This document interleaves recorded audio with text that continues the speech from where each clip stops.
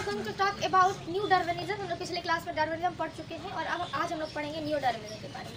New Darwinism जो है ये डार्विनिज्म का मॉडिफिकेशन है and now new Darwinism is also called a modern synthetic theory. Modern synthetic theory के नाम से ये जाना जाता है।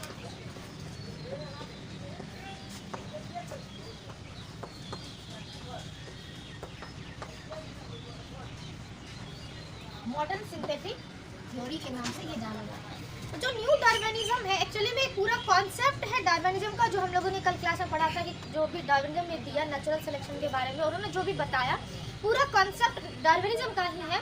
ये जो डार्विनिज्म ने जो कॉन्सेप्ट दिया था वो वाइडली एक्सेप्टेड हुआ एंड वो सही भी था, ट्रू भी था, but it is incorrect from the genetic point of view. मतलब यदि जेनेटिक पॉइंट ऑफ व्यू से बात करें तो डार्विनिज्म गलत था। मतलब गलत था कि वो उन्होंने जो बताया था मैकेनिज्म जो बताया था वो सही था, लेकिन उसके पीछे एक्चुअली में वर्क क्या करता है, क्या फैक्टर है जो कि वो वर्क करता है जिसके कारण वेरिएशन आ रहा है, स्ट्रगल फॉर एक्सिस्टेंस हो रहा है, चेंजेस आ रहे हैं, ऐसा इन्होंने नहीं बताया था।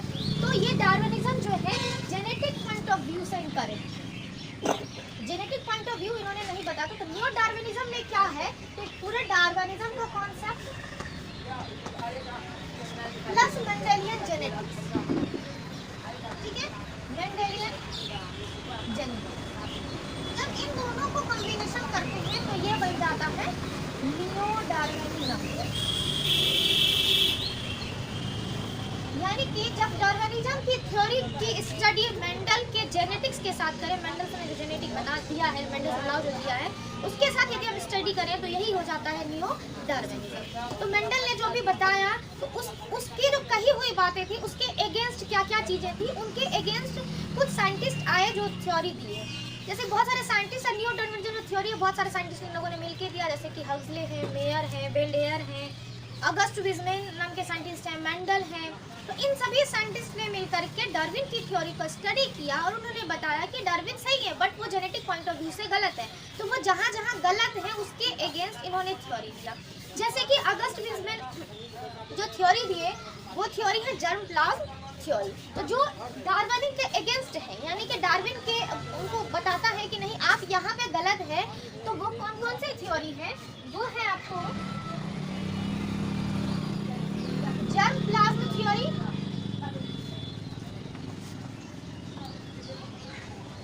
कंटिन्यूटी ऑफ जर्म प्लाज्म कहते हैं, ठीक है।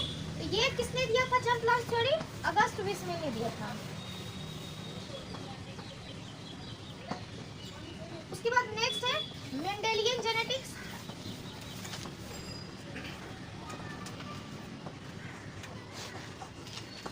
और नेक्स्ट जो है वो वेरिएशन।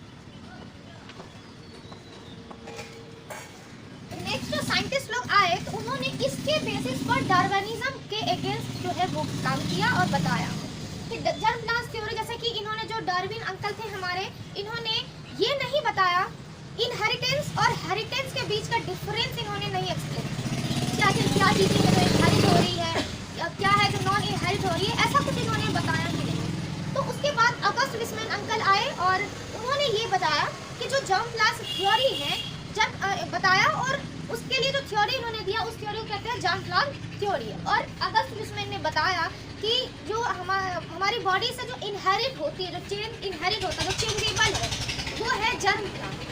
सोमेटोप्लाज्म है, ठीक है, और जर्म प्लाज्म सेल भी है बॉडी में, लेकिन जो चेंज होता है वो जर्म प्लाज्म में चेंज होता है। और यही जर्म प्लाज्म जो है एक जनरेशन से दूसरे जनरेशन में इनहेरिट होता है। तो जो चीज़ें इनहेरिट होती है, अब वेरिएशन जिसके कारण हो रहा है कि एक जनरेशन दूसरे जनरेशन में जा रहा है और वेरिएशन नेक्स्ट जनरेशन में अपीयर हो रहा है, तो ऐसा पहली बार इन्होंने बताया अगस्ट विजमेन ने। तो ये डार्विन के अगेंस्ट है। ऐसा डार्विन ने नहीं बताया था कि इनहेरिट क्या कर रहा है, नॉन इनहेरिट क्या कर रहा है या इनहेरिट क्या कर रहा है। अगस्ट विजमेन ने बताया कि इनहेरिट क्या कर रहा है और नॉन इनहेरिट क्या कर रहा है। इन्होंने बताया जो जर्म प्लाज्म है, सोमेटोप्लाज्म और जर्म प्लाज्म दो चीजें होती है बॉडी में। सोमेटोप्लाज्म जो है वो इनहेरिट नहीं करता है, नॉन इनहेरिट है, और जर्म प्लाज्म जो है वो चेंजेबल है, वो इनहेरिट करता है जनरेशन आफ्टर जनरेशन, ठीक है। ऐसा किसने बताया? अगस्ट विजमेन अंकल ने बताया। उसके बाद आता है मेंडेलियन जेनेटिक्स। तो मेंडेलियन जेनेटिक्स में डार्विन अंकल जो थे हमारे, उन्होंने ये नहीं बताया कि आखिर वेरिएशन जो है उस किसके कारण आ रहा है, मतलब ऐसा क्या चीज है हमारी बॉडी में जो कि ट्रांसफर हो रहा है। तो ऐसा डार्विन अंकल ने नहीं बताया था, ये पहले ही बोले कि जेनेटिक पॉइंट ऑफ व्यू से डार्विनिज्म इनकम्प्लीट थे, ठीक है। तो ऐसा इन्होंने मेंडल अंकल आए, ठीक है, और इन्होंने बताया कि जो बॉडी है उसमें फैक्टर नाम की एक चीज है, ठीक है, जो कि ट्रांसफर होती है from one generation to next generation, यानी कि जो फैक्टर है वो from parents to offspring inherit होती है। तो फैक्टर जिसको नाउ दिस टाइम हम लोग किस नाम से जानते हैं, जीन के नाम से, जीन जो हम लोग बोलते हैं दैट्स कॉल्ड अ फैक्टर। इसी को फैक्टर कहा था किसने, मेंडल अंकल ने। तो मेंडल ने बताया कि फैक्टर नाम की चीज होती है जो कि इनहेरिट करती है from parents to of spring.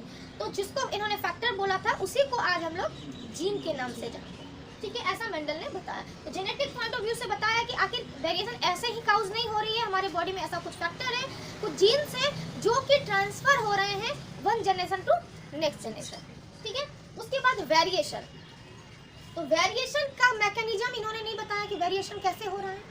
तो वेरिएशन जो है फिर बाद में जो है इसको कुछ एग्जांपल्स के थ्रू, कुछ फैक्टर्स के थ्रू इसको जो है बताया गया कि नहीं, डार्विन की थ्योरी भी सही है पर वो जेनेटिक पॉइंट ऑफ व्यू से थोड़ा इनकम्प्लीट है, ठीक है। तो वेरिएशन जो आया यानी कि चेंज आना, चेंज कब आएगा, जब तक जेनेटिक चेंज नहीं होगा तब तक चेंज आ सकता है, नहीं आ सकता। क्योंकि डार्विनिज्म का कहना है कि नेचुरल सिलेक्शन थ्योरी उन्होंने दिया था, उनका कहना है कि जो वेरिएशन है वो नेचर में एग्जिस्ट करता है, वेरिएशन नेचर में एग्जिस्ट करता है, ये कहना था डार्विनिज्म का। उसके बाद जो वेरिएशन है, इस वेरिएशन को किस किस फैक्टर के द्वारा एक्सप्लेन किया गया, तो सबसे पहले नेचुरल सिलेक्शन,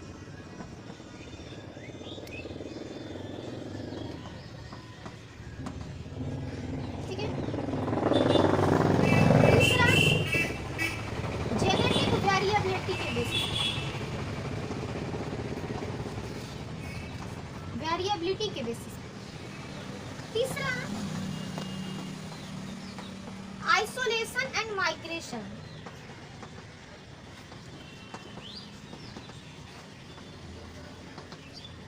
चौथा है जेनेटिक ड्रिफ्ट, जेनेटिक ड्रिफ्ट, और पांचवा है मियोटिक ड्राइव।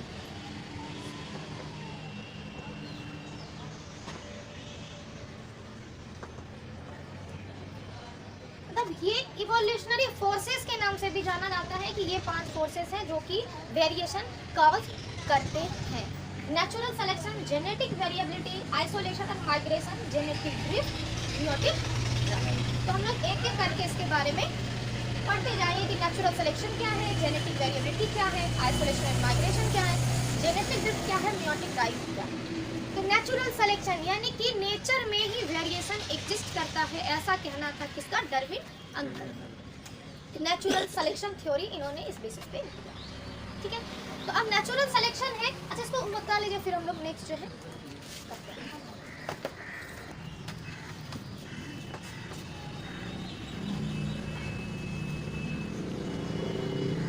नेचुरल सिलेक्शन ये कहता है कि those plants and animals are survive in nature which can change itself according to the environment, यानी कि वैसा ऑर्गेनिज्म ये ही सेलेक्ट होगा नेचर के द्वारा जो कि क्या करेगा, अपने आप में इन्वायरमेंट के अकॉर्डिंग चेंज लेकर के आएगा, वही सर्वाइव करेगा, अदरवाइज वो सर्वाइव नहीं करेगा, नेचर उसको एलिमिनेट आउट कर देगा। ये नेचुरल सिलेक्शन का कहना है।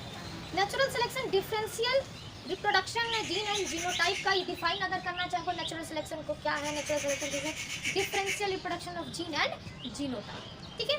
और नेचुरल सिलेक्शन क्या कहता है, ये थ्योरी कि कोई ऑर्गेनिज्म तभी सर्वाइव करेगा जो अपने आप को एनवायरनमेंट के अकॉर्डिंग चेंज करने की क्षमता रखेगा, और ये चेंज तभी हो सकता है जब अपने आप के अंदर वेरिएशन लाएगा, और ये वेरिएशन तभी हो सकता है जब हमारे अंदर कोई जेनेटिक चेंजेस, ठीक है।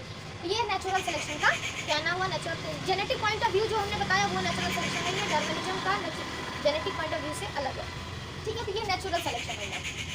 जो नेचुरल सिलेक्शन है वो 3 तरह का है, ठीक है। इनका ये तो उन्होंने फोर्सेस के बारे में बताया, और इसका एग्जाम्पल दे करके इन्होंने प्रूफ किया कि नहीं ऐसा होता है। तो एग्जाम्पल में क्या क्या है, एग्जाम्पल इसका, जैसे कि सबसे पहला एग्जाम्पल बहुत वाला एग्जाम्पल है, इसको इंडस्ट्रियल मिलानिज्म कहते हैं। इंडस्ट्रियल मिलानिज्म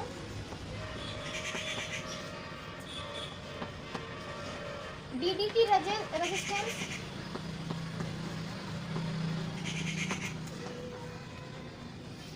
तीसरा एग्जाम्पल ले लो तो सिकल सेल एनीमिया,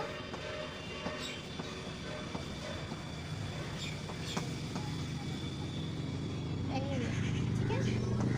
तो इंडस्ट्रियल मिलानिज्म क्या है?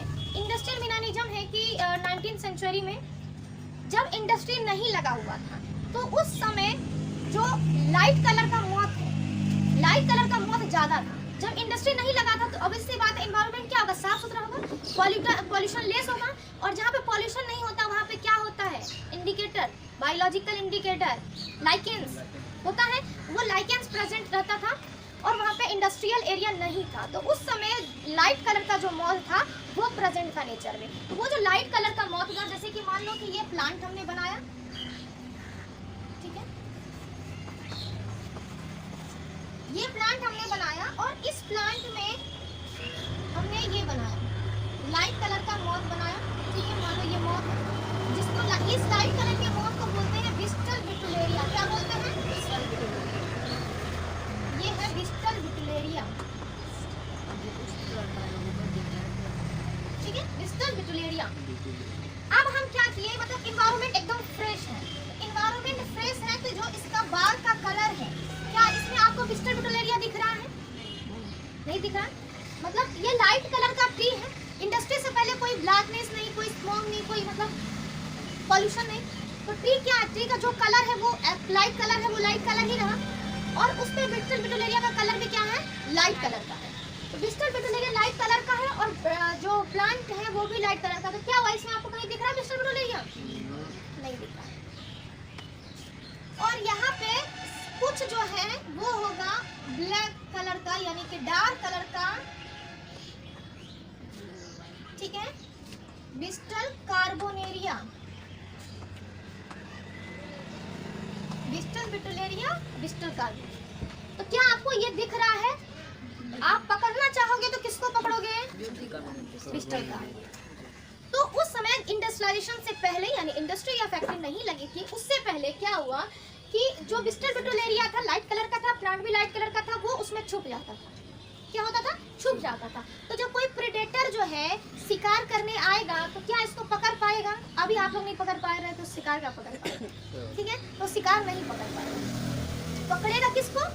कार्बोनेरिया। तो कार्बोनेरिया को तो चुन चुन के प्रेडेटर ले जाएगा। जैसे प्रेडेटर इसका कौन होगा? कोई बर्ड्स होगा जो उसको खाती होगी, तो ये बर्ड्स को आसानी से दिखेगा, ये उसको खा लेगा। तो धीरे धीरे इसकी जो जेनेटिक वेरिएबिलिटी है डिक्रीज होती जाएगी, इसका जीन आगे नहीं बढ़ेगा क्योंकि रिप्रोडक्शन करेगा, इसका पॉपुलेशन बढ़ेगा, तभी तो इसकी जनसंख्या बढ़ेगी। लेकिन इसको ये दिख रहा है आसानी से, इसको पकड़ पकड़ के खा रहा है। तो जब इंडस्ट्रियलाइजेशन से पहले इसकी संख्या कम थी, इसकी संख्या ज्यादा थी। क्यों? ये छुप जाता था, इसका सारा ऑर्गेनिज्म जो था ये छुप के रहता था और आराम से छुप जाता, इसको प्रेडेटर नहीं खा पाता था। लेकिन क्या हुआ, कुछ समय के बाद वहाँ पे इंडस्ट्री और फैक्ट्री को लगाया गया। जब इंडस्ट्री और फैक्ट्री को लगाया गया तो वहाँ से लाइकेंस जो है इसकी बॉडी में, बात में जो लाइकेंस था वो हट गया। तो हटने के कारण जो पॉल्यूशन था, पॉल्यूशन के जहाँ पे भी पॉल्यूशन होगा वहाँ पे लाइकेंस प्रेजेंट नहीं रहता है। लाइकेंस जब हट गया और जो पॉल्यूशन हुआ, तो पॉल्यूशन के कारण जो ट्री का बार्क वगैरह था क्या हो गया? डार्क हो गया। हो गया कि नहीं? डार्क हो गया। तो अब जो डार्क हो गया, ठीक है, अब हम इस प्लांट को डार्क बनाने की कोशिश कर रहे हैं, ठीक है। अब ये हो गया डार्क। अब डार्क है तो विस्टल विटुलेरिया होगा। अब बताएंगे इतना ज्यादा हम विस्टल विटुलेरिया क्यों बना रहे हैं, ठीक है। अब हो गया डार्क, पॉल्यूटेंट होने के कारण ये हो गया डार्क। तो डार्क में जो एक दो ठो पहले विस्टल कार्बोनेरिया था, अब डार्क में वो छुप रहा है। अब उसको प्रेडेटर जो है नहीं देख पाएगा, तो उसको खा नहीं पाएगा, तो वो अपना नंबर आराम से बढ़ा रहा है। तो इंडस्ट्रियलाइजेशन के बाद किसकी संख्या ज्यादा होगी? विस्टल कार्बोनेरिया की संख्या ज्यादा होगी। और ये जो विस्टल विटुलेरिया है, अब ये आसानी से देखो दिख रहा है कि नहीं दिख रहा? आराम से प्रेडेटर को ये दिखने लगेगा, ठीक है। अब मान लो कि ब्लैक कलर में व्हाइट कलर रख दे तो एकदम झक्कास दिखता है कि नहीं दिखेगा? दिखेगा ना, मतलब दूर से भी दिख के लग जाएगा कि अच्छा मतलब ये है। दिख रहा है, तो प्रेडेटर अब उसको क्या करेगा, फटाफट खाना स्टार्ट कर देगा, इसकी संख्या क्या हो जाएगी, कम। तो इंडस्ट्रियलाइजेशन से पहले डिजिटल बिटुलेरिया का नंबर ज़्यादा था। क्यों ज़्यादा था, क्योंकि उस समय पॉल्यूशन नहीं था, और पॉल्यूशन नहीं होने के कारण जो ट्री का बार्क था वो भी लाइट, और जो ऑर्गेनिज्म था यानी कि डिजिटल बिटुलेरिया था वो भी लाइट, वो आराम से छुप के उसमें रहता था, प्रेडेटर उसको नहीं खा पाता था। जबकि डिजिटल कार्बोनेरिया का जो नंबर है वो कम था। क्यों कम था, क्योंकि वो ब्लैक कलर का था और इसका पूरा जो बार्क था वो व्हाइट कलर का था, मतलब व्हाइट कलर का नहीं था, जो उसका लाइट कलर का बार्क था वो था। तो उस समय इसको प्रेडेटर को आसानी से ये देखने को मिल जाता था, ये उसको चुन चुन के खा लेता था। लेकिन आपके जब इंडस्ट्री फैक्ट्री वहाँ पे लगाया गया तो क्या हुआ कि यहाँ से फिर डिजिटल कार्बोनेरिया जो है यहाँ पे पूरा बाल का कलर हो गया ग्रे, इंडस्ट्री के पॉल्यूशन के कारण, ठीक है। और ये डिजिटल कार्बोनेरिया उसमें छुप जाता था, और डिजिटल बिटुलेरिया यानी व्हाइट कलर का जो मॉथ था, इसको मॉथ बोलते हैं, मॉथ जो था वो आसानी से प्रेडेटर को दिखने लगा और इसको चुन चुन के वो खाने लगा। क्या हुआ, जेनेटिक वेरिएबिलिटी किसका हुआ, जो अपने आप को नेचर में ढाल पाया, यानी कि इंडस्ट्रियलाइजेशन के बाद कैसा नेचर हो गया, उसके लिए कैसा नेचर हो गया, ब्लैक हो गया, पॉल्यूटेंट हो गया। तो पॉल्यूटेंट में अपने आप को कौन सर्वाइव कर पाया, डिजिटल कार्बोनेरिया, वो ब्लैक था, वो छुप करके रह सकता था, इसलिए वो छुप गया, नहीं उसको प्रेडेटर नहीं देख पाया, तो इसकी जेनेटिक वेरिएबिलिटी ज़्यादा हुई, मतलब ये जो है इसका इंक्रीज हुआ, इसके स्पीसीज में इसका इंक्रीजमेंट हुआ। और जब लाइफ था तो डिजिटल बिटुलेरिया था, तो नेचर के अकॉर्डिंग अपने आप को जो अडॉप्ट कर ले वो सर्वाइव किया, ठीक है। दूसरा एग्जांपल डीडीटी रेजिस्टेंट, ये तो वेरी कॉमन है, हम लोग खेतों में डीडीटी क्या है, इंसेक्टिसाइड है जो कि पेस्ट को कंट्रोल करने का काम करता है, ठीक है। डीडीटी हम लोग छिड़काते हैं, डीडीटी पाउडर, तो क्या पूरा 100% मच्छर मक्खी मर जाता है, नहीं मरता। क्यों नहीं मरता, कि जब हम ये डीडीटी पाउडर का छिड़काव करते हैं तो उसमें से जैसे मान लो कि 100 इंसेक्ट है उसमें, तो उसमें से 90 इंसेक्ट मुश्किल से मरेगा, और 10 इंसेक्ट क्यों नहीं बढ़ा, क्योंकि वो अपने आप को इसके अगेंस्ट खड़ा कर लिया, इसको झेल लिया। जैसे होता है ना, कोई सांप काटने से मर गया, लेकिन कोई सांप काटने से नहीं मरा, उसके अगेंस्ट उसकी बॉडी में इम्यूनिटी सिस्टम जनरेट हो गया और वो नहीं मरा, तो वो उसके अगेंस्ट रेजिस्टेंस हो गया। तो वैसे ही यहाँ पे डीडीटी रेजिस्टेंस जो है, तो ये डीडीटी पाउडर का छिड़काव करते हैं, तो जो इससे बच गया, यानी कि जो इसको खाने के बाद भी बच गया, वो इसके रेजिस्टेंस हो गया, अब दोबारा हम डीडीटी पाउडर करेंगे, मतलब छिड़काव करेंगे, तो वो उसके रेजिस्टेंस हो गया, अब उसको कुछ नहीं होगा। जैसे होता है ना थेक्टर हो जाना, तुम लोग को मार मार के डांट के थेक्टर, पढ़ लो, लेकिन पढ़ना नहीं, हम थेक्टर होगा, बोल लीजिए, आपको जो बोलना है बोल लीजिए, हम जो करेंगे वही करेंगे। तो वैसे ही जो किसी चीज़ से थेक्टर हो जाए कि इफेक्ट नहीं पड़ रहा है, तो वो क्या हो गया, रेजिस्टेंस हो गया उस चीज़ के लिए। तो यहाँ पे मॉस्किटो वगैरह जो है डीडीटी के लिए रेजिस्टेंस हो गया, इसीलिए 100% जो मॉस्किटो है वो किल नहीं होता इससे, जो इसको सर्वाइव झेल नहीं पाता है वो किल हो जाता है, जो उसको अडेप्ट कर लेगा वो किल होता है। उसके बाद आता है सिकल सेल एनीमिया। तो सिकल सेल एनीमिया में जो है, जैसे कि मान लो कि ये ऑर्गेनिज्म है, ये है सिकल सेल एनीमिया का, तो ऐसा ऑर्गेनिज्म हो डोमिनेंट वाला नेचर, या फिर रेसेसिव में होमोजाइगस रेसेसिव हो, या फिर होमोजाइगस डोमिनेंट हो। ये जो लिखे हैं ये होमोजाइगस रेसेसिव, ये होमोजाइगस रेसेसिव और ये होमोजाइगस डोमिनेंट, तो दोनों में ऐसा लगाए हैं, यानी कि ये दोनों क्या है, कैरियर यहाँ पे कोई नहीं दिख रहा है, ये दोनों डिजीज दिख रहा है, तो ऐसा ऑर्गेनिज्म सर्वाइव नहीं करेगा, ठीक है। लेकिन जब इसी की जगह हम ऐसा लिखे, तो ये हेटेरोजाइगस फॉर्म है, यानी इन दोनों में से इस एक में होगा तो क्या होगा, यहाँ पे अगर एक के ऊपर है तो यहाँ पे रेसेसिव फॉर्म में है, तो ये कहलाता है कैरियर। क्या कहलाता है, कैरियर। तो ये हेटेरोजाइगस कंडीशन जो होगा वो सिकल सेल एनीमिया, अगर किसी कोई ऑर्गेनिज्म है जिसमें कि कैरियर के रूप में सिकल सेल एनीमिया है, ऐसा फॉर्म में यानी हेटेरोजाइगस फॉर्म में, तो वो सर्वाइव कर सकता है, ठीक है। तो अगर डायग्राम से बनाए इस तरह का, मान लो ये है, तो ये एक्सट्रीम वाला कंडीशन हुआ और ये भी एक्सट्रीम वाला कंडीशन हुआ। एक्सट्रीम कंडीशन बोले तो इधर होमोजाइगस डोमिनेंट मान लो, इधर होमोजाइगस रेसेसिव मान लो, तो ये कैरेक्टर नहीं, ये कैरेक्टर एलिमिनेट हो जाएगा, सिर्फ जो है ये बीच वाला जो है, जो हेटेरोजाइगस फॉर्म में होगा वही सेलेक्ट करेगा नेचर, ठीक है। ये 3 फॉर्म एग्जांपल समझ आया नेचुरल सिलेक्शन का। आफ्टर दैट आता है जेनेटिक वेरिएबिलिटी। जेनेटिक वेरिएबिलिटी क्या है, तो जेनेटिक वेरिएबिलिटी का मतलब क्या हुआ, जेनेटिक चेंजेज आना।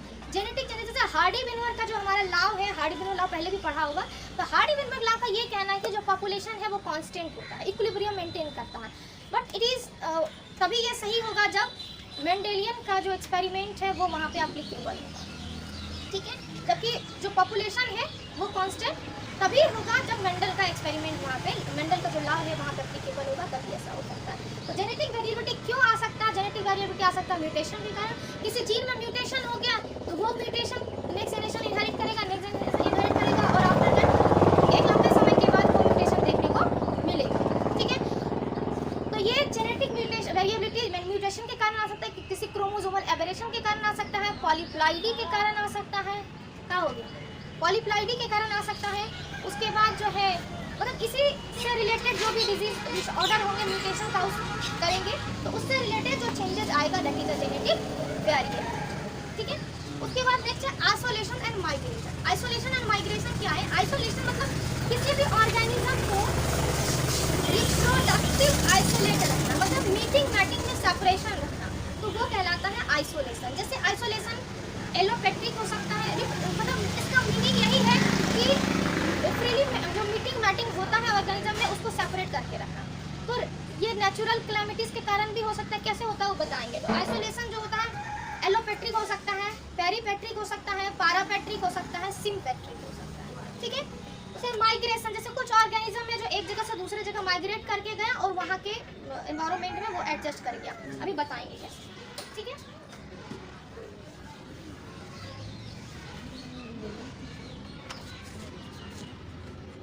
तो अभी हम लोग देखेंगे कि क्या किसके बारे में पढ़ रहे हैं हम लोग, आइसोलेशन के बारे में। आइसोलेशन में कैसा कैसा हो सकता है? Allopatric,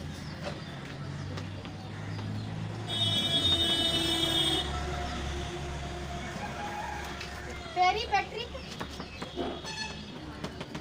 पारापेट्रिक, sympatric. ठीक है, एलोपेट्रिक, पारापेट्रिक, पेरीपेट्रिक और सिम्पेट्रिक। ठीक है, अब एलोपेट्रिक क्या है? जैसे कि ये मान लो ये तो स्पेस से कोई जगह है, यहाँ पे क्या हुआ कि भूकंप आया। क्या आया? भूकंप आया। तो भूकंप आया तो क्या होगा? हो सकता है यहाँ से ये अलग हो जाए ज्योग्राफिकल बैरियर के कारण। हो क्यों नहीं सकता? होगा ही। ठीक है, तो ऐसे ये अलग हो गया, ऐसे ये अलग हो गया। तो ये ज्योग्राफिकल बैरियर के कारण क्या हो गया? ये अलग हो गया। तो अलग हो गया, ये अलग, ये अलग। अब ये वाला स्पीशीज यहीं पे रह रहा था सब एक में, फ्रीली इंटरब्रीडिंग कर रहा था इन दोनों में। अब एक जगह पे था तो कोई बाउंड्री नहीं था, फ्रीली इंटरब्रीडिंग कर रहा था।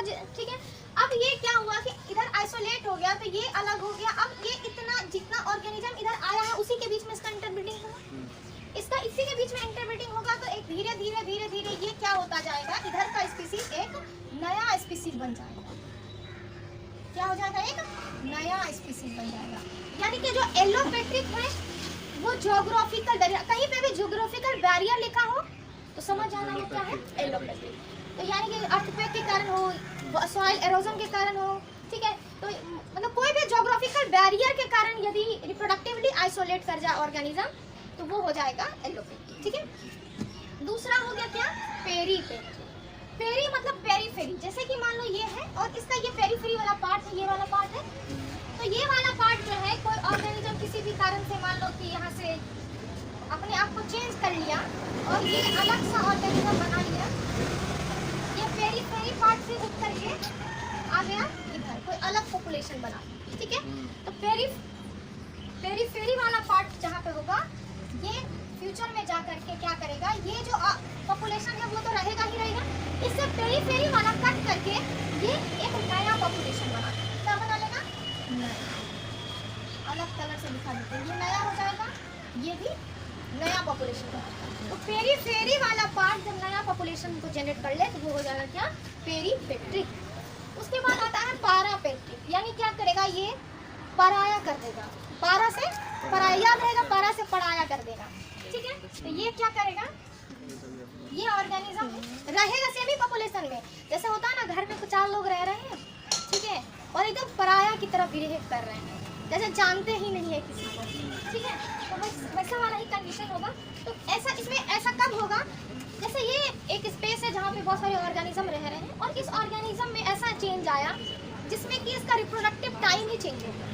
ठीक है, जैसे कि एक एग्जाम्पल यदि ले तो ये ऐसा तभी होगा पॉल्यूशन के कारण हो सकता है। जैसे कि मान लो इस एरिया का इधर कोई पॉल्यूशन नहीं है, इस साइड में कोई इंडस्ट्री या फैक्ट्री लगाया गया, क्या किया गया, इंडस्ट्री या फैक्ट्री लगाया गया, यहाँ भी प्लांट है, एकदम हरा भरा प्लांट है, हर जगह हरा भरा प्लांट था, ठीक है, हरा भरा प्लांट था। लेकिन क्या हुआ कि इस एरिया में इंडस्ट्री फैक्ट्री लगा दिया गया, तो इंडस्ट्री फैक्ट्री लगा दिया गया और वहाँ का कचरा कहाँ आ रहा है, यही आ रहा है, तो मेटल्स, मरकरी, आयंस वगैरह आएंगे। तो क्या होगा कि धीरे धीरे ये प्लांट यहाँ का मेटल्स, आयंस एब्जॉर्ब करेगा, इस साइड का करेगा, तो ये क्या होगा कि थोड़े दिनों के बाद इधर का जो प्लांट है वो चेंज हो जाएगा, क्या हो जाएगा, उसका जेनेटिक चेंज आएगा, ये प्लांट ऐसा कुछ हो जाएगा, जरूर नहीं है पीला कलर का ही होगा, ठीक है, हम रिप्रेजेंट कर रहे हैं, दूसरे कलर का हो जाएगा। तो क्या होगा कि जब मेटल्स और आयंस इस तरीके से ये यूज कर रहा है तो इसका जेनेटिक चेंज दूसरा होगा और इसका ब्रीडिंग टाइम चेंज हो जाएगा, रहेगा दोनों सेम ही पॉपुलेशन में, लेकिन मान लो इसका जो ब्रीडिंग टाइम है, मान लो इसका स्पर्म ओवा जो है पोलन ग्रेन इसका जो है जनवरी से फरवरी में मैच्योर कर रहा है और इसका फर्टिलाइजेशन टाइम मान लो कि जनवरी से फरवरी तो मार्च अप्रैल है, ठीक है, तो जनवरी फरवरी मार्च अप्रैल रख लो इसका, तो इसका जो है कब होगा, सितंबर दिसंबर में। तो क्या फर्टिलाइजेशन हो सकता है दोनों में कभी, तो नहीं हो सकता है, सेम पॉपुलेशन में रहने के बावजूद रिप्रोडक्टिवली आइसोलेट है। तो ये क्या हो जाएगा, पारा, यानी बगल में रहते हुए इसको क्या कर दिया, पराया बना दिया, तो पराया बना दिया, क्या हुआ, पारापेट्रिक।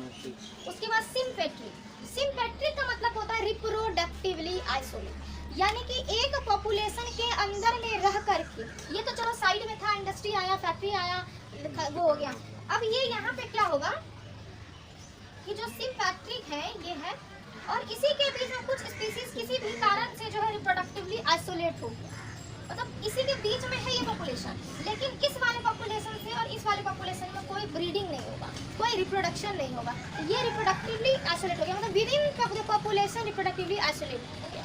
तो ये ऑर्गेनिज्म कुछ दिनों के बाद क्या हुआ कि ये बीच वाला ऑर्गेनिज्म एक नया पॉपुलेशन बना लिया, और इस नए पॉपुलेशन का पुराने पॉपुलेशन से ब्रीडिंग नहीं होगा, तो ये हो गया रिप्रोडक्टिवली आइसोलेशन। समझ आया, ये था आइसोलेशन, इस तरीके से हो सकता है एलोपेट्रिक, पैरापेट्रिक, पेरीपेट्रिक और उसके बाद आता है जेनेटिक ड्रिफ्ट। तो जेनेटिक ड्रिफ्ट जो है ये बाय चांस इवेंट होता है, कैसा इवेंट होता है, बाय चांस। इसको डायग्राम में कोई नोट करोगे तो कर लो, ठीक है, नहीं तो फिर हम इसको मिटा देंगे। तो नेक्स्ट है जेनेटिक ड्रिफ्ट। जेनेटिक ड्रिफ्ट जो है it is a by chance event, ऐसा नहीं है कि हम सोचेंगे कि अच्छा यहाँ से है ना 10 आदमी को भगा देना है उसके बाद यहाँ आग लगाएंगे, ऐसा नहीं होगा, वो अचानक होगा, बाय चांस होगा, ठीक है। तो ये जो जेनेटिक ड्रिफ्ट है ना ये बाय चांस होगा, ऐसा मूवी में होता है, रियल लाइफ में ऐसा नहीं होता है कि हम अपनी संपत्ति को जलाने से जला देंगे और आदमी उधर से भगा देंगे, ठीक है। तो ये जो है बाय चांस इवेंट है, ये बाय चांस डायरेक्शन लेस है, और ऑब्वियसली इवोल्यूशन भी डायरेक्शन लेस ही होता है, उसको ये नहीं पता होता है कि हम जाकर के हार्मफुल बनेंगे या यूजफुल बनेंगे, तो ये डायरेक्शन लेस होता है, डायरेक्शन लेस होता है, ठीक है। और इसमें क्या होता है जेनेटिक ड्रिफ्ट में, change in allelic frequency, change in allelic frequency,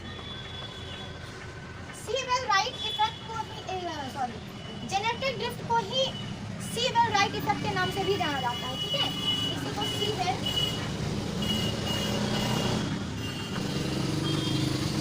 right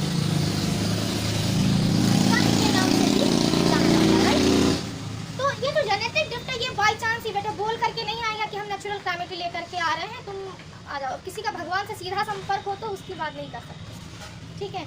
तो बाय चांस इवेंट है, डायरेक्शन लेस है, ये पॉजिटिव हो सकता है, नेगेटिव हो सकता है चेंज, और चेंज क्या होगा, एलिलिक फ्रीक्वेंसी। एलिलिक फ्रीक्वेंसी क्या होता है, जैसे हम ये लिखे, अगर ये दोनों लिखे तो ये क्या हुआ, जीन हुआ, अगर एक की बात करें तो ये एलील हुआ, ठीक है। तो एलिलिक फ्रीक्वेंसी यानी कि एक जीन में मतलब जीन के एक लोकाई में चेंज आएगा, तो ये हो गया एलिलिक फ्रीक्वेंसी में चेंज आना। तो जेनेटिक ड्रिफ्ट क्या है पता चल गया, बाय चांस इवेंट है, डायरेक्शन लेस होता है, एलील की फ्रीक्वेंसी में चेंज आएगा, और इसी को सीवेल राइट इफेक्ट के नाम से भी जाना जाता है। जो सीवेल जेनेटिक ड्रिफ्ट है ये दो तरह का होता है, एक होता है बॉटलनेक इफेक्ट,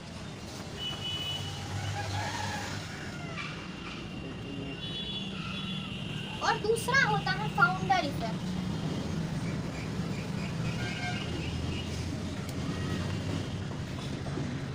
ठीक है, एक होता है बॉटलनेक इफेक्ट, दूसरा होता है नेक इफेक्ट और दूसरा होता है फाउंडर इफेक्ट। बॉटलनेक इफेक्ट क्या है? तो बॉटलनेक इफेक्ट जनरेट होगा ड्यू टू डिजास्टर के कारण।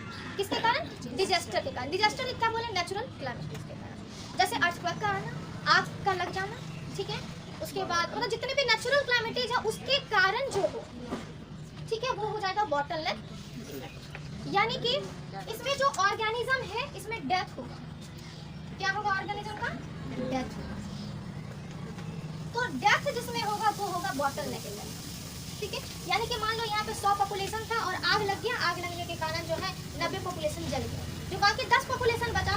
अब ये स्पेस था, यहाँ पे मान लो कि 100 ऑर्गेनिज्म रह रहे थे और 100 ऑर्गेनिज्म रहने के कारण यहाँ पे आग लगी और आग लगने में से मुश्किल से 10 जो लोग हैं वो बचे। तो अब जो ब्रीडिंग होगी इसी 10 पॉपुलेशन के बीच में होगी, तो क्या होगा? जेनेटिक वेरिएबिलिटी डिक्रीज किया कि नहीं किया?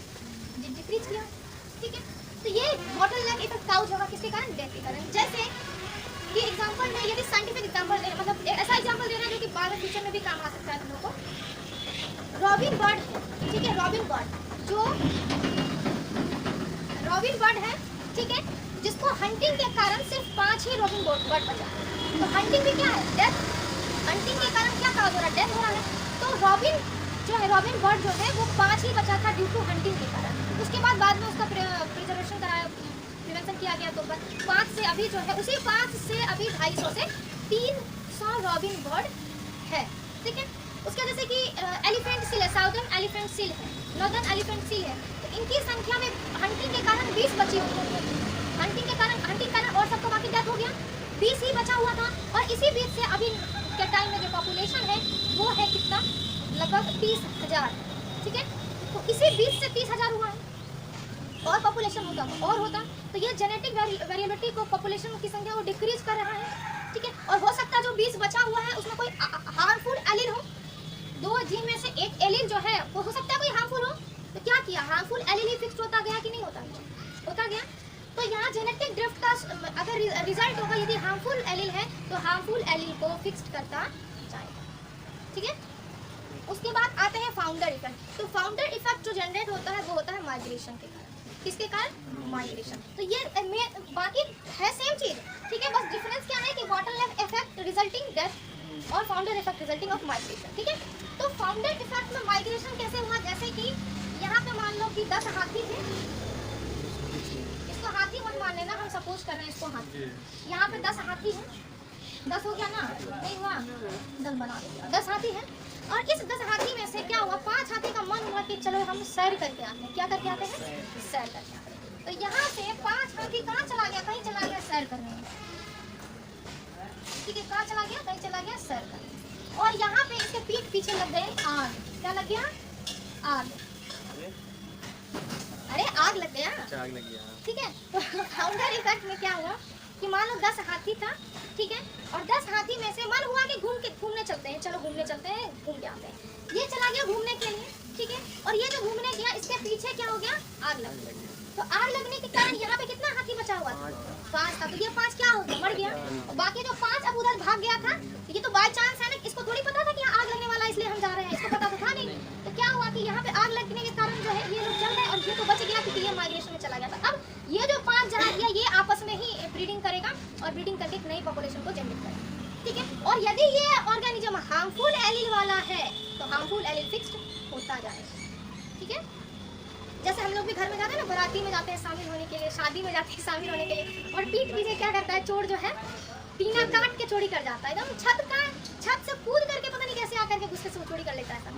ठीक है, ग्रिल बड़े बड़े काट के चोरी करता है। हमको थोड़ी पता है कि लोग बाराती में जाएंगे, भोज खाने, दूसरे का भला करने जाएंगे, तो यहाँ अपना बुरा हो जाएगा, ये तो पता नहीं होता। तो बाई चांस ही बैठ गए, हाँ, तो गए और यहाँ सेंट काट करके चोर चोरी करके गायब हो गया। ठीक है, तो ऐसा हम लोग को भी पता नहीं होता कि चोर चोरी कर, अगर पता हो किसी को कि मेरे घर में चोर चोरी करने वाला तो जाइए कहीं भोज खाने के लिए नहीं जाएंगे।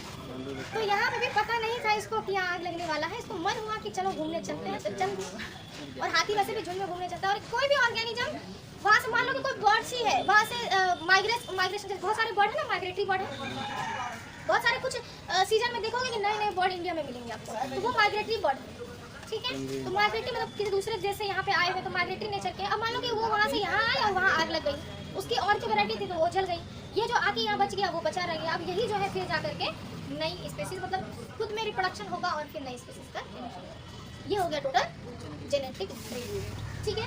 तो जेनेटिक ड्रिफ्ट का अगर रिजल्टिंग बोले तो इसका हार्मफुल एलील ये फिक्स, अगर यदि इस ऑर्गेनिज्म बचा हुआ है उसमें यदि हार्मफुल एलील है तो वो फिक्स होगा, ठीक है। और ऑब्वियसली सी बात है कि सेम स्पीसीज के बीच में यदि रिप्रोडक्शन हमेशा बार बार होता रहेगा इन ब्रीडिंग डिप्रेशन हो जाता है, ठीक है। चलिए नेक्स्ट है मियोटिक ड्राइव। मियोटिक ड्राइव यानी कि जो मियोसिस होता है, जो गैमीट का फॉर्मेशन होता है, आप लोग को पढ़ा भी चुके हैं गैमेटोजेनेसिस, स्पर्मेटोजेनेसिस वगैरह। तो उसमें क्या होता है कि नॉर्मल मियोसिस होता है, तो नॉर्मल मियोसिस से नॉर्मल इसको नॉर्मल ओवा बनेगा, है ना। अगर म्यूटेशन हो जाए मतलब एब नॉर्मल मियोसिस हो, एब नॉर्मल मियोसिस हो, जैसे कि हेप्लॉइड होता है स्पर्म और हेप्लॉइड होता है ओवा, लेकिन अगर एब नॉर्मल मियोसिस हो तो क्या हो सकता है 2n आ जाए, 2n स्पर्म आ जाए, n ओवा आ जाए तो ट्रिप्लॉइड हो जाएगा कि नहीं हो जाएगा। एब नॉर्मलिटी आया तो मियोसिस में जब एब नॉर्मलिटी हो जाए तो ये रिजल्ट क्या करेगा मियोटिक ड्राइव, ठीक है। एक स्टबिन्स अंकल भी आए हमारे, इतने सारे साइंटिस्ट का नाम लिया तो एक को छोड़ देंगे, दुखी हो जाएंगे ना, तो सपने में आकर के गुस्साना स्टार्ट कर देंगे, कोई भरोसा नहीं है साइंटिस्ट को। तो स्टबिन्स जो है उन्होंने इवोल्यूशनरी फोर्स को मोटर व्हीकल से कंपेयर, कैसे मोटर व्हीकल से, नेचुरल सिलेक्शन जो है उसको कंपेयर किया इंजन से, ठीक है। नेचुरल सिलेक्शन को कंपेयर किया इंजन से, वेरिएशन को कंपेयर किया पेट्रोल से, आइसोलेशन एंड माइग्रेशन को कंपेयर किया रोडवेज से, और बच क्या गया मियोटिक ड्राइव को कंपैरिजन किया किससे, एक्सेलरेशन से। स्टबिन्स अंकल थे हमारे, थोड़े ज़्यादा होशियार थे, उन्होंने एक रियलिटी का एग्जाम्पल पेश किया हमारे सामने, और वो रियलिटी का एग्जाम्पल ये है कि इन्होंने एवोल्यूशनरी फोर्सेस को कंपेयर किया किससे, मोटर व्हीकल से। तो एक मोटर व्हीकल को चलने के लिए क्या ज़रूरी है, सबसे पहला कि उसमें इंजन होना चाहिए, बिना इंजन की कोई गाड़ी नहीं होती है। तो that is the natural selection. क्या है नेचुरल सिलेक्शन है कि natural selection is the engine, ठीक है। अगर इंजन है तो बिना पेट्रोल के तो इंजन चलेगी नहीं। अगर नेचुरल सिलेक्शन हो रहा है तो क्या वेरिएशन के नेचुरल सिलेक्शन पॉसिबल है, नहीं। जब तक कोई ऑर्गेनिज्म अपने आप को एनवायरनमेंट के अकॉर्डिंग चेंज नहीं कर सकता है, it's not selected by the nature. तो सो इंजन में पेट्रोल होना जरूरी है गाड़ी को दौड़ाने के लिए, ठीक है। वो अलग बात है कि पेट्रोल महंगी हो गई है, ठीक है। तो वेरिएशन को इन्होंने कंट्रोल किससे किया, पेट्रोल से। उसके बाद आता है isolation and migration. Isolation and migration के लिए रोडवेज है। आपने मोटर में इंजन तो इंजन सेट करवा लिया, उसमें पेट्रोल भी डलवा लिया, दौड़ाओगे कहाँ, छत पे, रोड पे, उसके लिए रोड चाहिए तो रोड वेज चाहिए। उसी तरह यहाँ पे वेरिएशन के लिए आइसोलेशन का होना जरूरी है और माइग्रेशन का होना जरूरी है, ठीक है। जब अलग अलग होगा किसी भी कारण जो वायरस बैरियर हो, रिप्रोडक्टिवली आइसोलेट हो, या कोई ऑर्गन एक दूसरे जगह से माइग्रेट होकर दूसरे जगह चले जाए, ठीक है। तो अच्छा माइग्रेशन जैसे कि मान लो यहाँ पे एक पॉपुलेशन रह रहा है और यहाँ पे एक बड़ा वाला पॉपुलेशन है, ठीक है, और यहाँ से कुछ पॉपुलेशन जो है यहाँ से अलग हो गया, क्या हो गया, अलग हो गया, ये नया पॉपुलेशन बना लिया कुछ समय बाद, है माइग्रेशन।